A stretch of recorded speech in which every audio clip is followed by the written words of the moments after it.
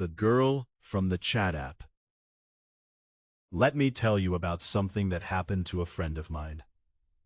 We'll call him Daniel. He's 35 now, but this happened when he was 28, and he still doesn't tell many people about it. I only got it out of him at the end of last year, over dinner, after I'd asked if he had any stories that had stuck with him, anything strange, anything that had rattled him.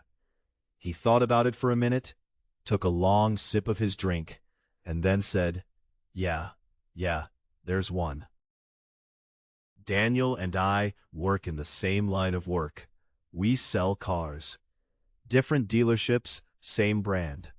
We met because I'd come down to his territory once to transfer a floor model, and he insisted on buying me dinner, and we hit it off. Now we call each other once a month or so. How many did you move this month? Any nightmare customers? That kind of thing. So I trusted him when he told me this, and I'm telling it to you the way he told it to me. Back when Daniel was 28, he'd just made the jump into car sales. He'd graduated, taken a normal office job, hated it. Couldn't stand the clock punching, the overtime, watching his boss's face for cues. Quit inside 6 months. A relative pulled some strings and got him into a dealership, and it turned out he was good at it. Good enough that he told his parents he was moving out, getting his own place, standing on his own feet. And then he was alone in an apartment at 28, with money coming in and nothing to do at night. So one evening he opened up his phone and started poking around in those chat apps. You know the ones. They match you with people in the same area. You swap messages, see if anything clicks. He sent out a bunch of openers. Most got ignored. A couple turned into dead-end small talk. But one woman wrote back, and the conversation kept going. Easy, natural. He suggested meeting for a drink. She said she didn't usually do that, going straight from messages to drinks. But he'd been polite, and she was willing to put a face to the name. It was a weeknight, not quite 10. He jumped in the shower, threw some product in his hair, put on something decent, and headed downtown to the spot they'd picked.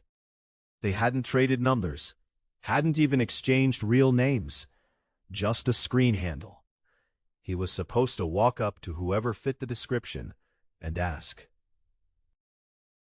She was standing where she said she'd be. About 5'3", plain face, on the fuller side. Daniel had never gone for skinny women, and she actually lined up pretty well with what he liked. He walked over and asked, almost shyly, "Are you the one I've been talking to?" And she smiled and said she was. "We'll call her Sophie, because, well, you'll see why I'm hedging on the name." Now, Daniel will be the first to admit he hadn't gone out that night looking for a wife. He was 28, blood up, lonely apartment, and he had a clear idea of how he wanted the evening to end. But the longer they sat there drinking, the more he actually liked her. She talked about how relationships worked, in her view, about respecting each other's space, about not needing to check up on a partner every hour. No, send me a selfie, prove where you are nonsense. That kind of constant checking, she said, wasn't love. It was a lack of trust. Daniel sat there nodding, thinking, this is exactly the kind of woman I've been looking for. She told him she was 22. She wasn't in school anymore, she was working. She'd moved into the area fairly recently, from somewhere further out, for the job. That was about all she'd say about herself. But by the end of the night, Daniel had shifted gears completely. He wasn't trying to take her home anymore. He wanted to see her again. So they swapped real names, swapped numbers, and went their separate ways like gentlemen. And things were good. They started seeing each other. Movies, drives, dinners. Sophie even had her own car, which Daniel found unexpectedly cool. Not a little economy thing either, but a pickup truck. The kind of vehicle that made a statement. He liked that about her. Within a few weeks, they were officially together. They crossed 100 days as a couple, then kept going. But somewhere past the 100-day mark, two things started bothering him. The first one, well, this is the embarrassing one. The physical side of the relationship wasn't moving. Kissing, and that was it. She was kind, but absolutely immovable on the subject. And Daniel, 28, blood up, you remember, was suffering. He thought about it a lot, and eventually told himself, look, you're going to be thinking about marriage soon. A woman with that kind of restraint is a good thing, not a bad thing. You're being impatient. The second thing was harder to talk himself out of. He didn't know where she lived. Almost a year in, and he had never seen her place. Whenever they were out late, he'd offer to drive her home, and she'd very gently, very firmly turn him down. After a few rounds of this, he finally pressed her on it, and she told him a story about an ex-boyfriend who'd turned into a stalker. The wound was still raw, she said. She wasn't ready to let anyone know where she lived, not even him. And please, please, would he just bear with her until she healed? He bought it, for a while. But the questions kept piling up. He didn't know where she lived. He couldn't reach her at night. She never called him after about 8 in the evening. If he called her, sometimes she'd pick up right away, sometimes she wouldn't.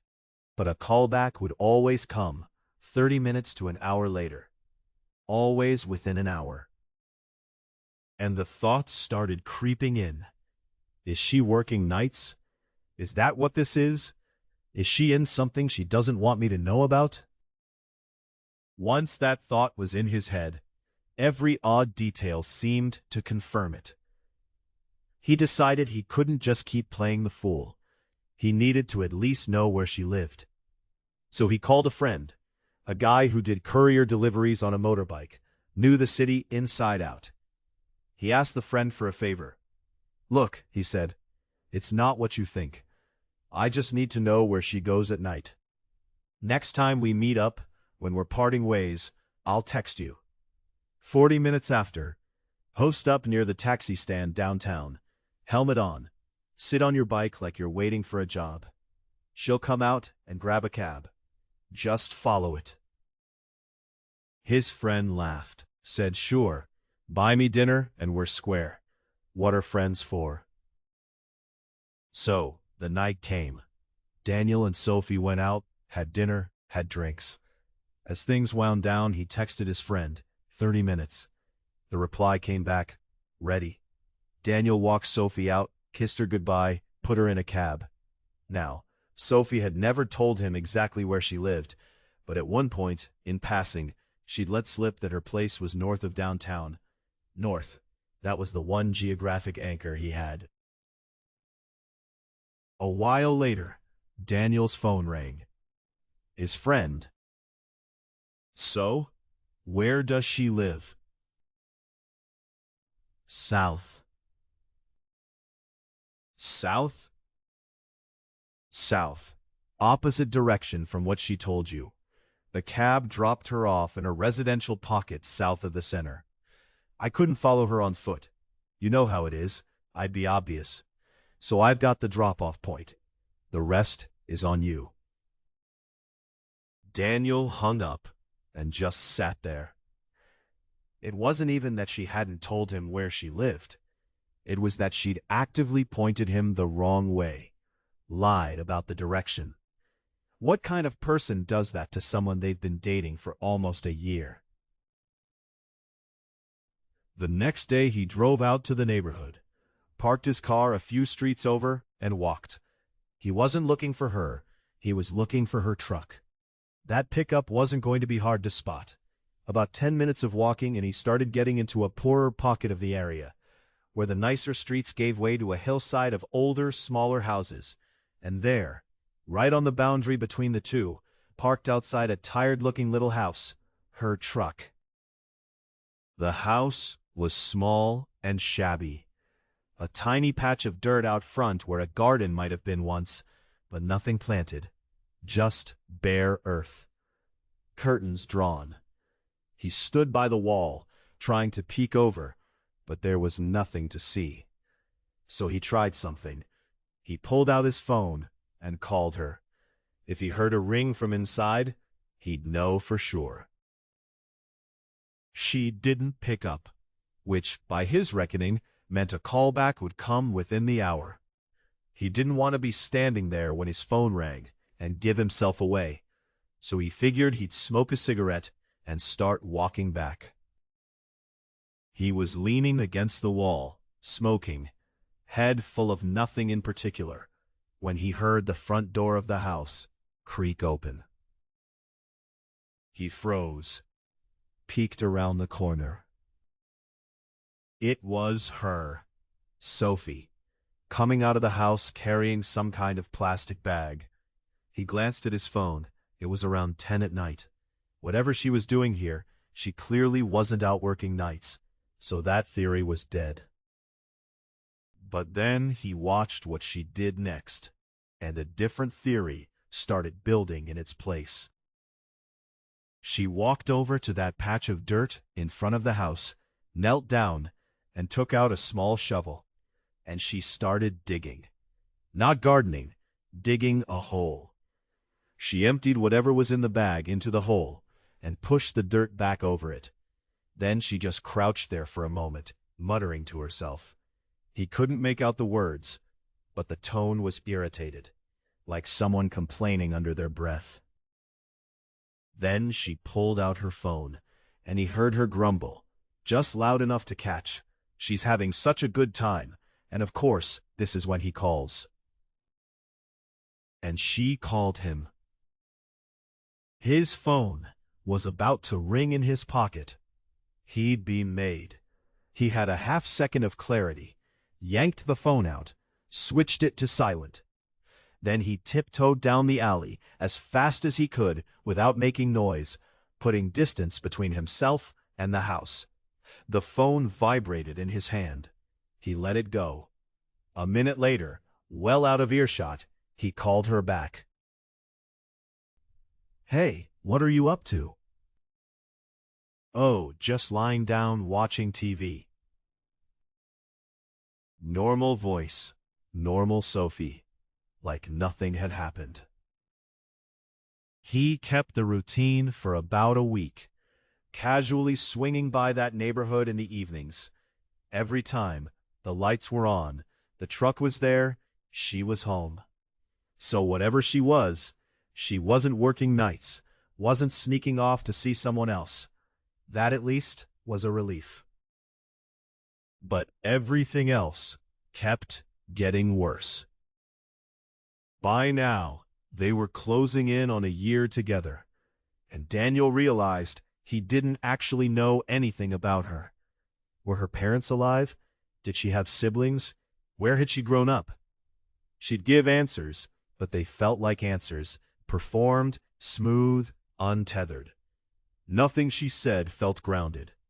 And he started to get short with her, the frustration leaking into his voice, until one night they had a real fight, a blow-up. He hung up on her and sat there afterwards, going back and forth between guilt and anger. The next day, at work, he was hanging around with some of the guys when his courier friend called. The friend had met Sophie a few times. "Hey, is that truck still her car? That plate?"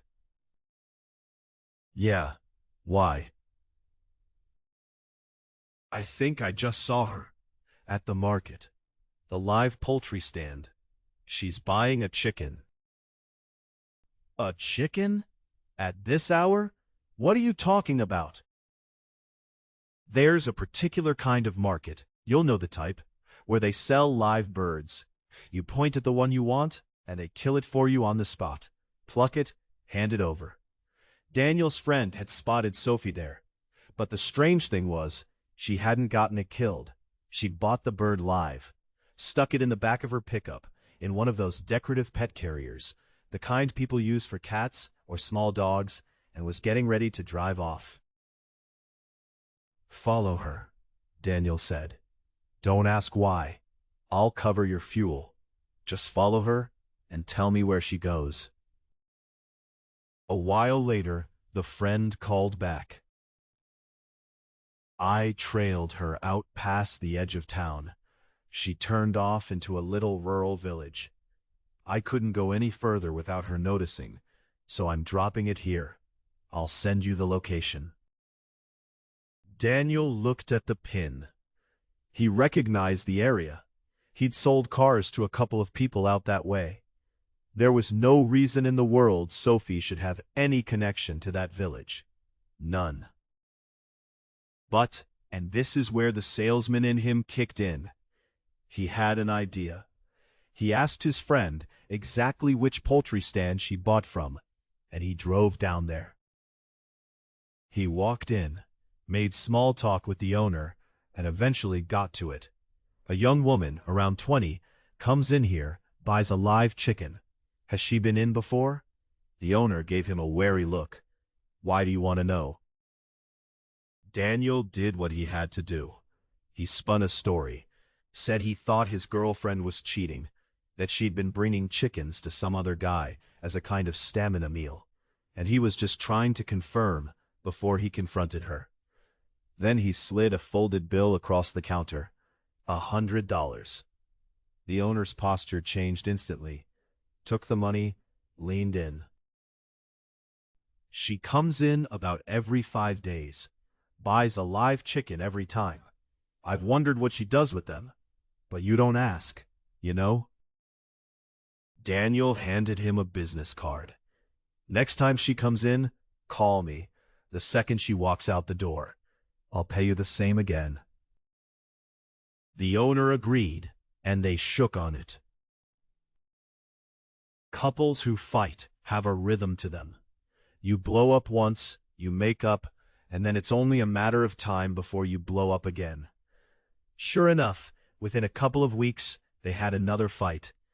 And the very next morning, almost too perfectly timed, his phone rang. Number he didn't recognize. "Sir, this is the poultry stand. Your girlfriend was just here. She just left." Daniel told him he'd come by with the money later, hung up, and grabbed the keys to a demo vehicle off the rack. He didn't want to take his own car, she might recognize it.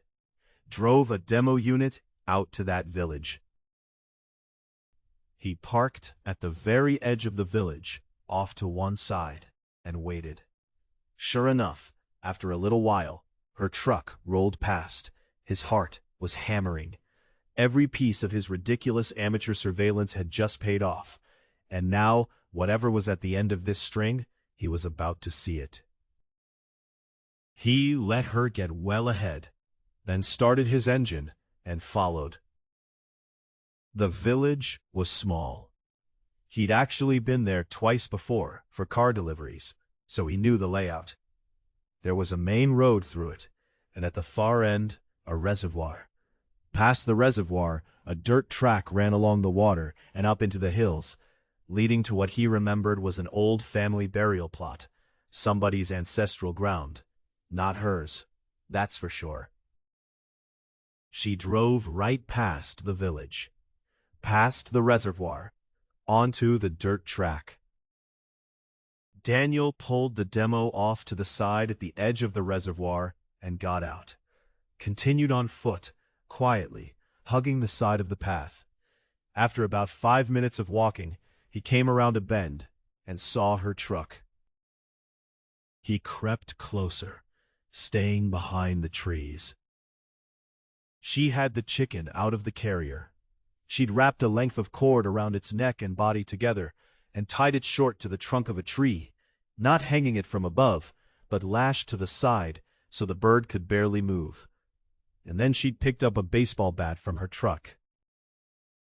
And she started beating it. She beat that chicken for a long time, standing there, swinging methodically, until the bird was very obviously dead, and Daniel was crouched in the brush watching, and he told me that's the moment he understood that something was seriously, deeply wrong with the person he had been dating for almost a year. When she was done, she pulled a shovel out of the truck bed, dug a hole in the soft earth at the base of the tree, cut the cord, dropped the body in, covered it over, packed the dirt down, got in the truck, and drove off. Just like that. And he'd been so absorbed in watching her that he hadn't noticed she was about to drive right past where he was hiding. He scrambled, half rolled down the embankment toward the water, dirt all over his suit. His good clothes ruined. The truck went past. He thought he'd gotten away with it. Then he watched her taillights, and they slowed down, pulled up right next to his parked demo, sat there for a second, and then drove on. He thought his heart was going to stop. He got back to the dealership covered in dirt, face pale, hands shaking. One of the senior guys he was close with, we'll call him Vincent, saw him come in and pulled him outside for a smoke. "What happened? You in some kind of money trouble?" Daniel was so wound up he just told him. The whole thing. The chat app, the address she lied about, the chicken, all of it. Vincent listened, and when Daniel finished, Vincent thought for a moment. "Okay, here's an idea. A friend of mine owns a bar across town. Patch things up with her, make up, take her out, and bring her to that bar. I'll let my friend know in advance. He'll come by your table and ask to see ID. Both of yours so it looks routine. She's 22, right? Driver's licenses have everything on them. Date of birth, hometown, real legal name. You'll see for yourself." Daniel agreed. They worked out the details.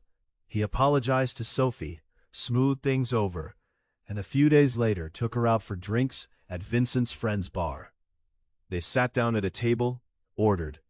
Daniel quietly texted the owner, "Table 6. A few minutes later, the owner came over apologetically, said he was sorry, but they had to check IDs tonight.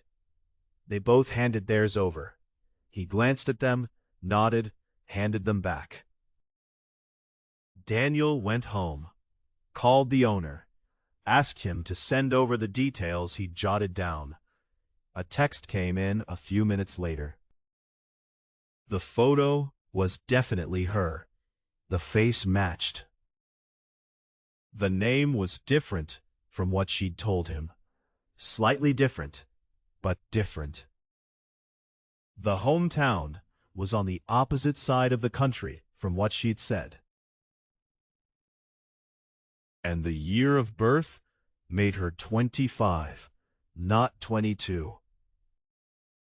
3 years older, different name, different hometown. Every single piece of background information she had ever told him was false. He sat there with his phone in his hand, and the thought that came to him was simple. I'm done. I can't keep seeing this person. I'm not a fool, and after what I saw in those woods, this is over. But, and this is the part Daniel still gets quiet about when he tells it, even then, some part of him hesitated. Maybe she lied because of that stalker ex. Maybe there was a reason. Maybe he didn't have the full picture. And under all of that was a much darker curiosity. Who is she, actually?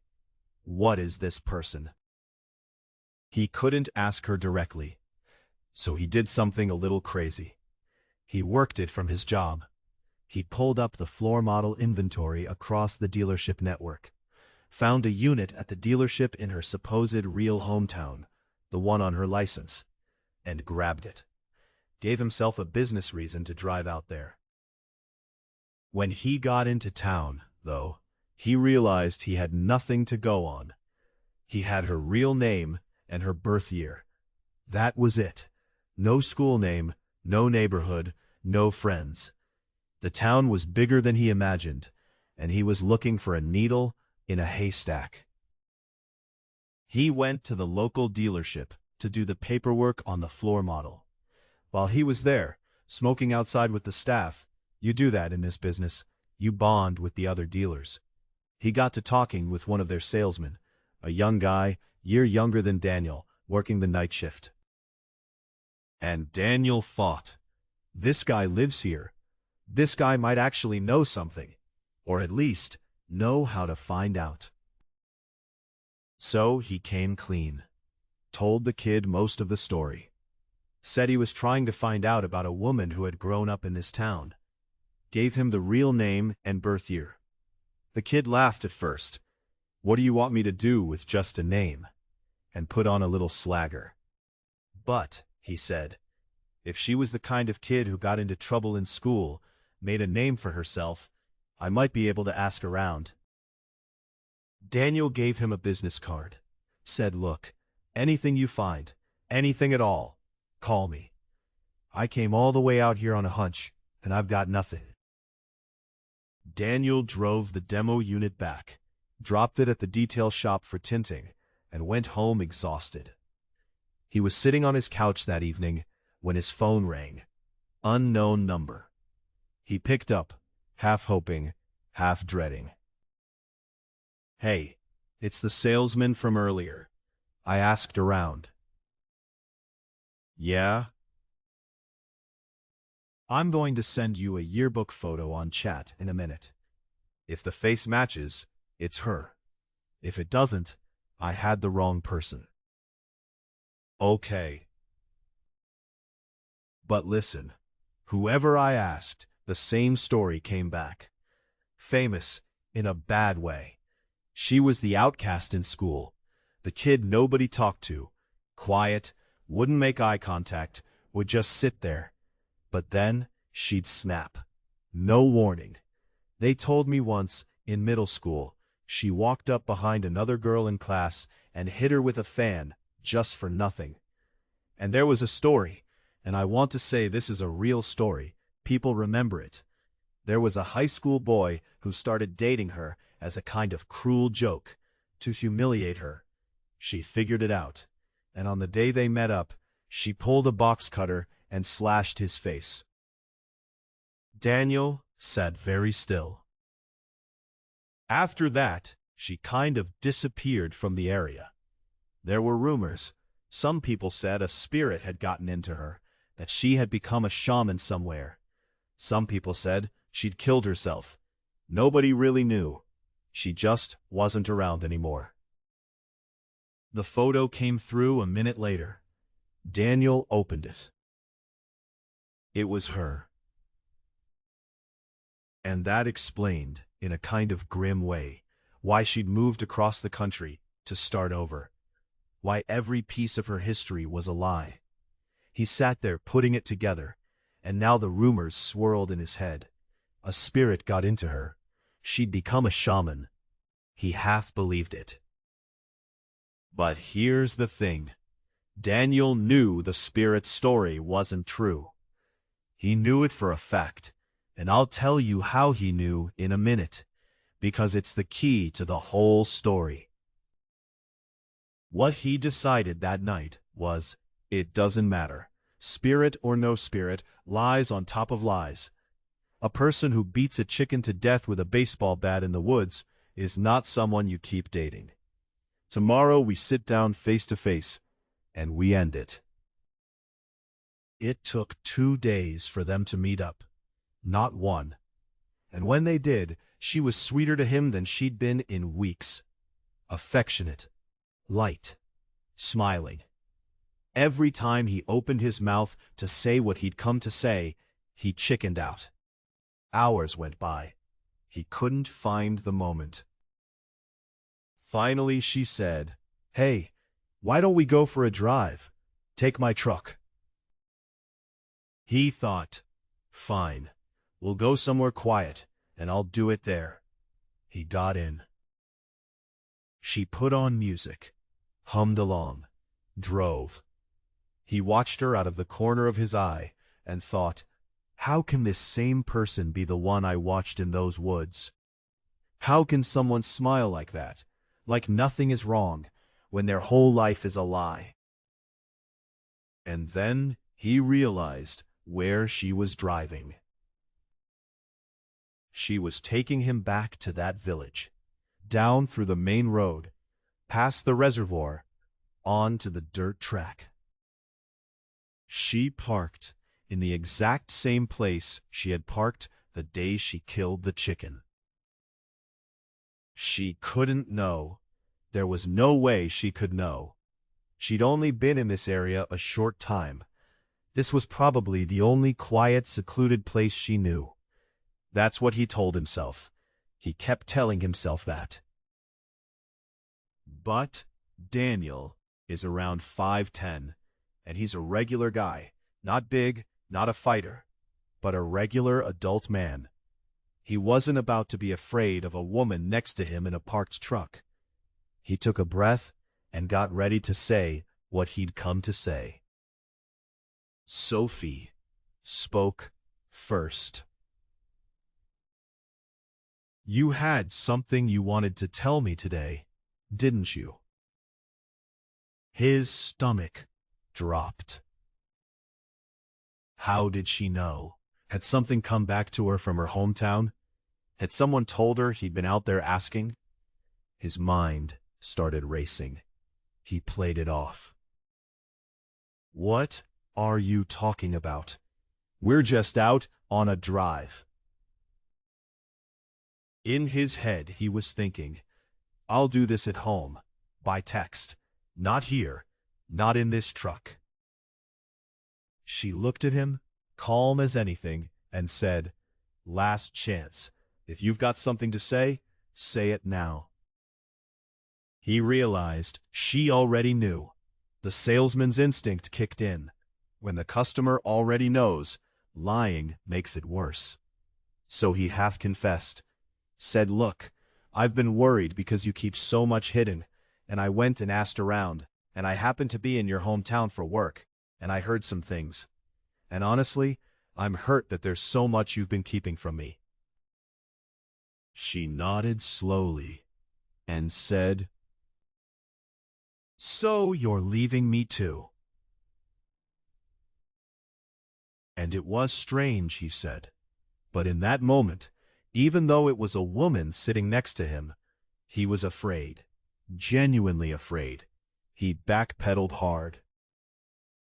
"No, listen, if I was going to leave you, would I have driven out to your hometown and asked about you? Would I be sitting here right now, having a normal day with you, if that was my plan? If your past is something that hurts you, I want to help you carry it, not run from it." The words came out smooth, salesman words. He was just trying to get through the next 10 minutes and get out of that truck. She started crying, big, slow tears. "I really thought you were going to leave me, and after everything, you actually want to stay. You don't know how much that means."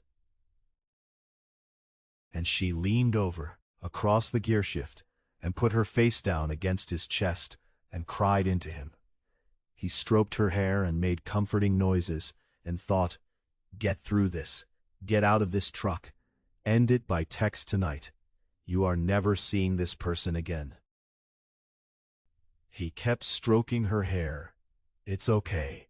I understand." After a while, she got quiet, just breathing against him. Then she said, very softly, "Why is your heart beating so fast?" He froze. "What?" "Everyone's heart beats fast when they're hiding something." And she lifted her head, and her eyes had rolled back. That's the only way Daniel could describe it. Like a cat about to attack, ears back, that low rising growl in the throat. Except it was a woman, and she was making a high tearing scream, and her own fingernails were going for her own throat, like she was going to rip it open. She was clawing at her own neck. He grabbed her wrists. And here he told me something I think most men learn the hard way at some point. Women are stronger than you expect them to be. He could have wrenched her hands away if he'd put everything into it. But if he did, he'd hurt her. So he was trying to hold her back while not hurting her. And that's much, much harder than just fighting. She was tearing strips out of her own neck. He was bleeding from his hands trying to keep her from doing it. And then his eyes flicked to the cup holder between them. There was a box cutter sitting there. A big industrial one, the kind you buy at a hardware store, sticking up out of the holder like it had been waiting. And her hand started moving toward it. And Daniel, and he was apologetic when he told me this part, like he wasn't sure I'd think well of him. Daniel did the only thing he could think of. He punched her in the face, hard, 8, 9 times, full force, like a fighter on the ground. Her hands went up to protect her head, which was what he needed. The second they did, he yanked the passenger door open and threw himself out of the truck. He stood there in the dirt, panting, and looked back at her. She was bent forward, head down, and for a second he was terrified that he'd really hurt her, that something had snapped. He hadn't meant to hit her that hard, but he'd been fighting for his life. She lifted her head. Her mouth and nose were a mess of blood, and the look on her face, he said it was the look of someone who was going to kill him. Not a metaphor, a promise. She was breathing through her teeth and staring at him, and he knew that if she got within arm's reach of him, he was a dead man. And then she slid across the seats into the driver's side, started the truck, and drove it straight at him. Not at the road, at him. He scrambled sideways off the track, up the wooded slope, into the trees. She couldn't follow him with the truck up there. And even if she got out and chased him on foot, he was faster. He ran through the woods until he came out near the village, and then he called his courier friend, hands shaking so badly he could barely hit the buttons. "Come get me. The village. The one from before. She's gone. She is gone. Come get me." His friend came, got him, took him home. And then he sat in his apartment and waited for the world to end, because he had just put his girlfriend's face through a wall. He had hit her repeatedly with full force. He was a man, she was a woman, and the marks on him were a few scratches on the neck, while her face was a ruin. Whatever he tried to tell the police, he was going to prison. He waited. A day went by, then another. A week, 10 days, 2 weeks. Nothing. And then, almost 3 weeks later, his phone rang. He didn't know the number. It was her parents. Her mother spoke, very gentle, very sad. Their daughter, she said, had been struggling for a long time with a spirit, with possession. They'd taken her to shamans. They'd done what they could. They'd thought she was better, well enough to live on her own. That's why they'd let her move out. They were so sorry, so terribly sorry that he'd been caught up in it. They wouldn't be pressing any charges. They wouldn't be reporting anything. They only asked that he understand, that their daughter was sick, that this thing came over her sometimes, and she couldn't help it, and they asked, kindly, that he never contact her again. Daniel listened to all of this, and then he told them, as gently as he could, that they were wrong. Because here's the thing I told you I'd come back to, the thing he knew. Remember the night Daniel first went to her house. He was crouched by the wall, smoking, when she came out and buried something in the dirt. And then, just before she called him, he heard her say something to herself, under her breath. He heard her clearly, annoyed, irritated, like a teenager. She's having such a good time, and of course, this is when he calls. She wasn't possessed.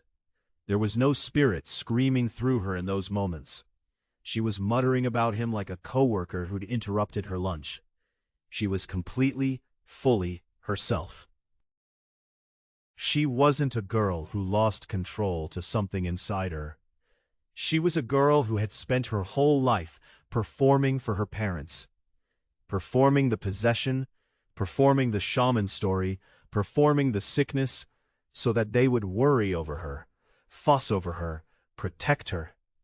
And in the quiet places where nobody was looking, she did what she actually wanted to do, which was hurt things, bury things, beat things to death with a baseball bat in the woods. She was a psychopath. And the spirit story was the costume she wore for her family. He tried to tell her parents this. He told them what he'd overheard. He told them about the woods, about the chicken, about the way she'd snapped in the truck like flipping a switch and gone right back to normal a moment later. They didn't believe him. Of course they didn't. They'd raised her. They knew their daughter. Whatever this strange man on the phone was saying, it couldn't be true. So he stopped trying. He thanked them for being decent about it, said since neither of them was going to file anything, let's both walk away from this. And he got off the phone. And then he sat down and was honestly deeply afraid, because he didn't know where she was. He didn't know what she would do. He didn't know if she'd show up at his apartment, his work, his parents' place. He had no way of knowing. But Daniel had something in him. Call it stubbornness, call it spite. And he did one more thing. He sent her one last message. Show your face to me again. The day you do is the day you die. She didn't reply, and as far as he knows, she never came near him again.